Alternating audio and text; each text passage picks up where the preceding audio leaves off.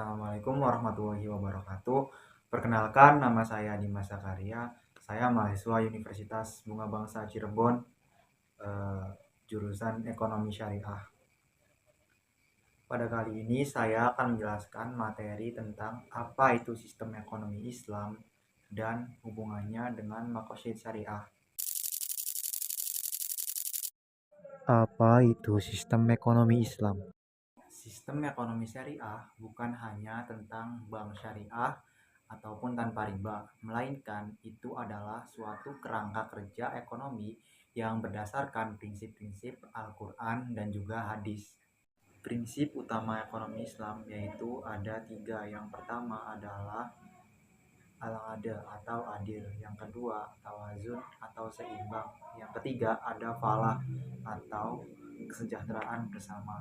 Sistem ekonomi Islam mengakui adanya kepemilikan pribadi namun dengan tanggung jawab sosial. Dan juga sistem ekonomi Islam melarang praktik yang menyebabkan kerugian seperti riba, gharar, ataupun maisir. Nah, dari beberapa aturan yang tadi yang sudah disebutkan, kira-kira tujuannya untuk apa sih? Nah, dalam hal ini makosid syariah berperan. Makosid secara harfiah adalah tujuan atau objektif.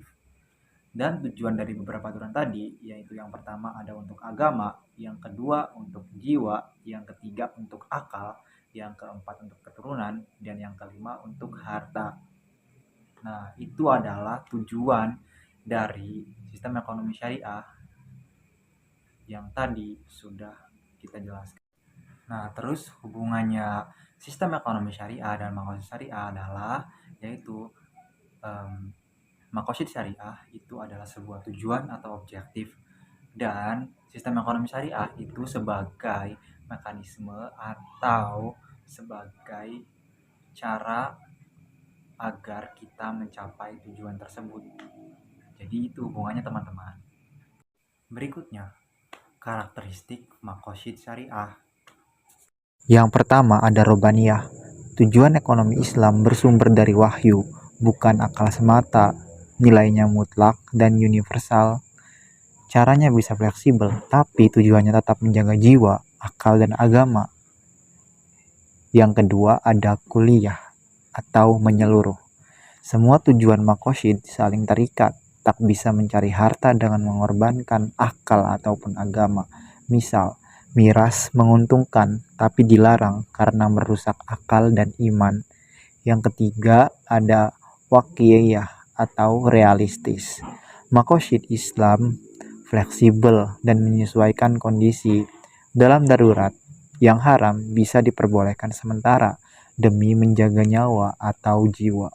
Yang keempat ada tawazun atau disebut juga keseimbangan, menjaga harmoni antara hak pribadi dan kepentingan umum. Kepentingan pribadi diakui, tetapi ada kewajiban zakat untuk keadilan sosial.